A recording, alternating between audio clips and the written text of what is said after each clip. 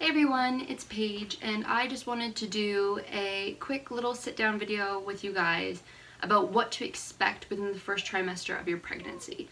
So I have 3 different categories that I'm going to go over with you guys. The first is symptoms, the second is prenatal care, and the third is your emotions during this period of time. So symptoms. The first symptom that I ever noticed while I was pregnant with her was tender breasts and nipples. So due to the rapidly increasing hormones that you have raging through your body at this point within the first couple weeks, you might recognize your body changing and you might be more sensitive to the touch. That was one thing that I noticed even before I had missed my period. The second is increased urination. So your body is producing twice as much blood as it usually is, and your kidneys have to work overtime for all that extra fluid, which results in a lot more bathroom breaks. And I mean a lot of bathroom breaks. This wasn't something that I noticed within the first trimester per se. I noticed it way more towards the end of the second trimester and the whole entire way through the third trimester. So the third symptom was something that I didn't think I would experience. I don't know why I thought that I wouldn't get it, but it is being tired. And I'm not meaning like because you were walking around all day and you're tired. I'm meaning you wake up, you eat breakfast, and you want to nap already. That's due to your body getting used to all those extra hormones that I mentioned. And a way that I found to make it a lot easier for myself was to eat a good, full, healthy diet. So make sure you're eating breakfast and lunch and dinner, but make sure you're eating enough because you do have to eat a little extra while you're pregnant, and not like the kind of extra that people say, oh, you're eating for 2, like eat 2 plates. It's something between like 300 and 500 calories, which is maybe an extra like side of something with 2 of your meals.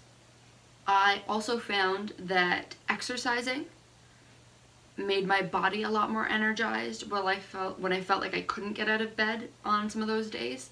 So going on a short walk in your backyard, or if you live in the city, to go walk and go to your local coffee shop, just something small to get your body moving and a little bit more awake. The fourth symptom is something that I did not really expect. It was very unexpected. I was sitting downstairs, and while you're pregnant, even within those first 12 weeks, you are hypersensitive with your scent. It is crazy. You're like a bloodhound. How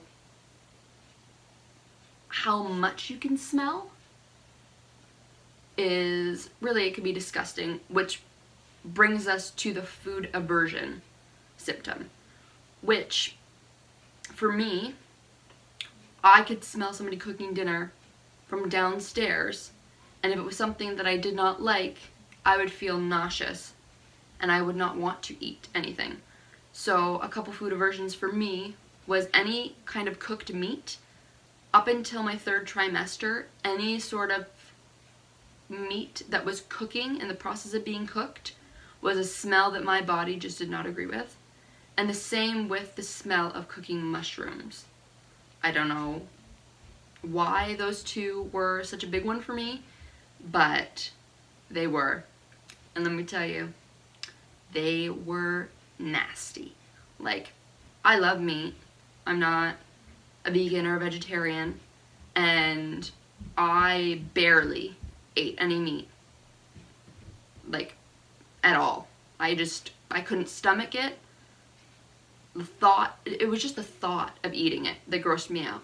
If I was eating it, the taste wasn't bad, so that was okay. So the 5th symptom is heartburn. So this wasn't something that I experienced within the first trimester of my pregnancy. It was something that I experienced in the third trimester quite a bit. And I found that I got heartburn when I ate too much spicy food, or I would finish eating and I would go and lay down after. I found that I had a lot of acid reflux and heartburn due to that. The sixth symptom is spotting, which is a very common one for a lot of women, and a lot of people actually mistake. It's okay.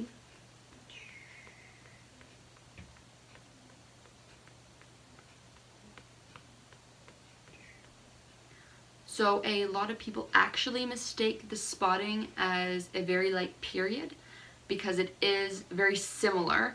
It should not be heavy like a period. So if you suspect that you're pregnant, or you know that you're pregnant and you do experience spotting or what you think is spotting, make sure that you do take it up with your health provider, whether that be your doctor or if you're with a midwife. And sometimes with spotting, it could be due to the fact that your baby is actually implanting in your uterus, so the embryo is just embedding and it's causing a little bit of those cells around the uterus to shed like it would with a period.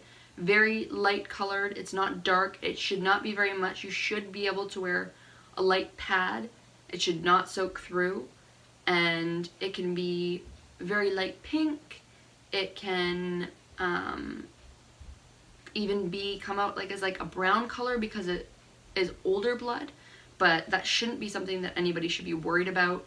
But like I said, just make sure you are talking with your healthcare provider to make sure that you and your baby are safe. So I have 2 more symptoms that I'm going to go over with you guys, and these symptoms kind of tie into the second topic that I wanted to talk to you guys about, which was prenatal care.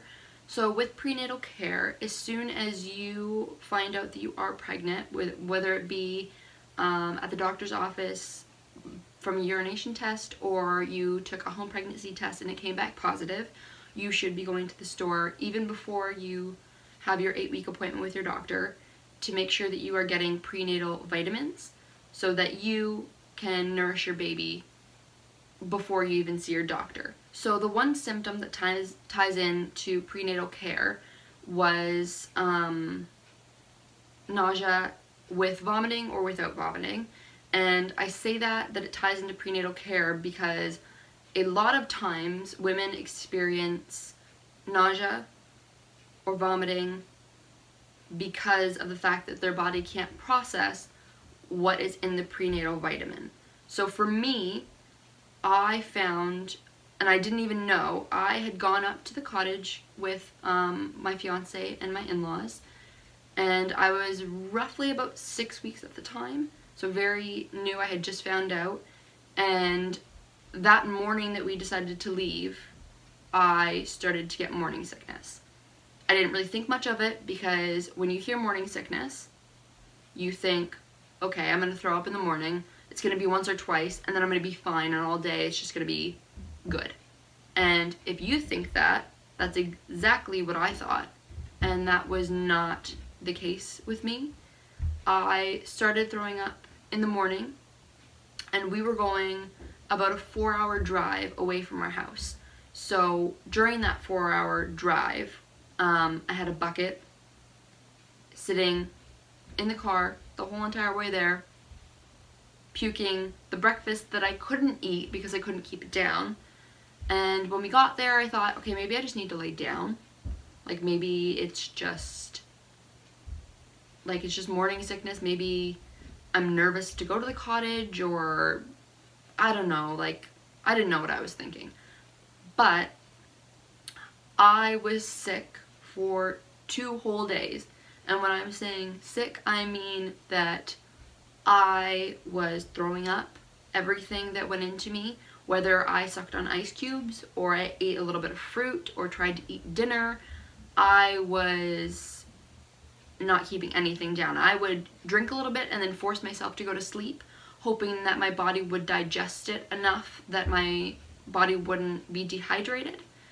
and as soon as I would wake up from my nap, I would need to go run and go throw up. So I lived those 2 days basically in the one bathroom that we had at the cottage, and my fiance ended up, he was like, you know what, you are not getting any better, you're getting worse, like you can't keep anything down, it's been 2 days and you're pregnant, like you can't push that aside. So him and my mother-in-law, my father-in-law ended up driving me to the nearest hospital, which was about an hour away, and I had contacted my mom to let her know because we were so far away. All I wanted to do was go home.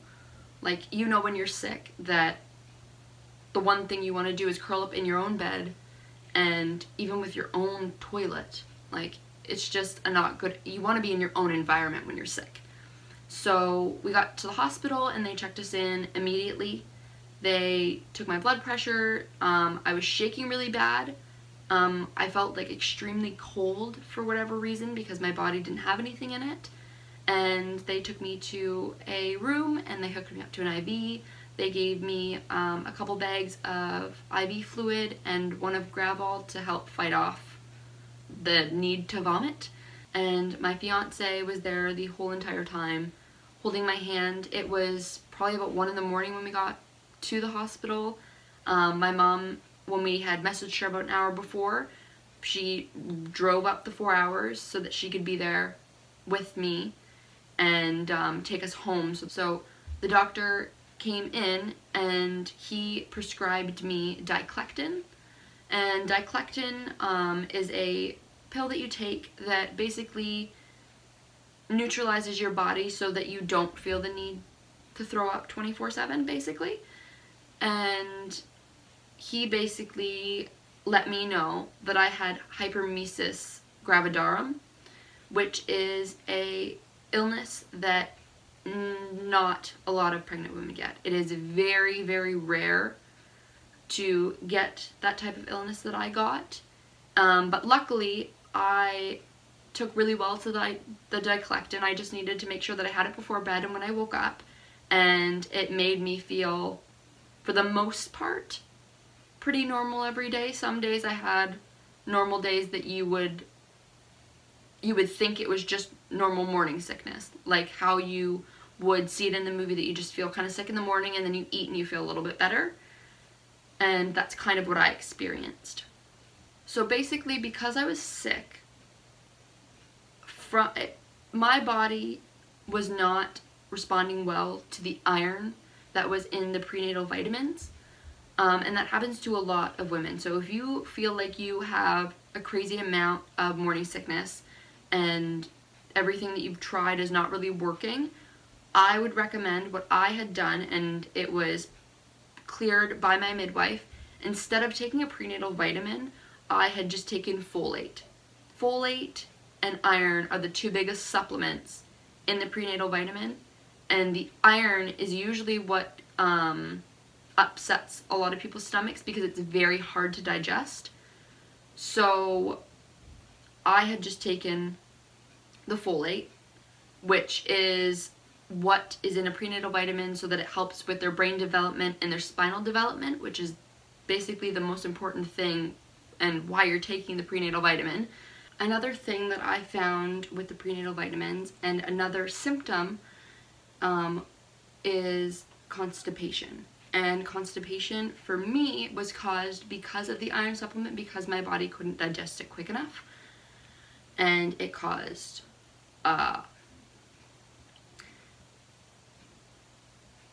yeah, you know, it caused a blockage basically. And as soon as I was not taking the prenatal vitamin and I was just taking the folate, I found that I was good and I could go to the bathroom fine. But if you find that you're constipated, which unfortunately is not just a first trimester problem, it's a second and third trimester problem. And if you haven't heard of the fourth trimester yet, there is one. It's your postpartum stage. And lucky for you, you're usually constipated through that too. So one thing that I found helped a lot was eating a lot of fruit with my breakfast. I found that that helped quite a bit within the early stages of my pregnancy. Leading closer to the end, when your baby is really pushing on your bowels and you do become a lot more constipated, I had to take BioGaia, which is a healthy aid for your gut that helps in aiding in constipation, basically. And the last topic that I wanted to go over with you guys was your emotions. So you might find, when you find out that you're pregnant, that you are extremely happy, you might be anxious. A lot of people are extremely nervous, and that is completely normal. Your hormones are all over the place, so you might cry, you might laugh hysterically, and a lot of people have been there, especially through their whole entire pregnancy, because it is a roller coaster. I found with my emotions, I was really worried about her, and she's awake right now, so if you see her kind of moving around, she just woke up from her nap. I found that I was extremely worried about her and how she was doing, because you don't know. You know your body the best, but you don't know if your baby is okay. So obviously the one thing that eased my mind was getting our first ultrasound and actually seeing her development and knowing that she was okay. Because I was in the hospital, I got an ultrasound at 6 weeks instead of 8 weeks. Another thing that I found with my emotions is a lot of people, especially within the first couple weeks, there's not much that you can do aside from worry about financials or where you're going to live or how you're going to make enough space for this baby. And I found that planning and prepping really helped. So writing everything out on a list in a journal, basically just writing out what your plans are, what your long-term goals are for you and this baby. Whether you do that by yourself or with your lifelong partner, I found that that was a great way to help ease my mind and make me that much more excited to welcome her into our life. So that's everything for this video. I hope that somebody takes away from this video. I know that when I first found out I was pregnant, YouTube was the very first place that I came, and I looked up so many videos on every single trimester and stage so that I felt more prepared for myself. So if this helped anybody, please give this video a like and a comment, and let me know if you would like more. I plan to do the second and third trimester as well, so that you guys can keep up with that, and we will see you next time. Right? Alright. See you later!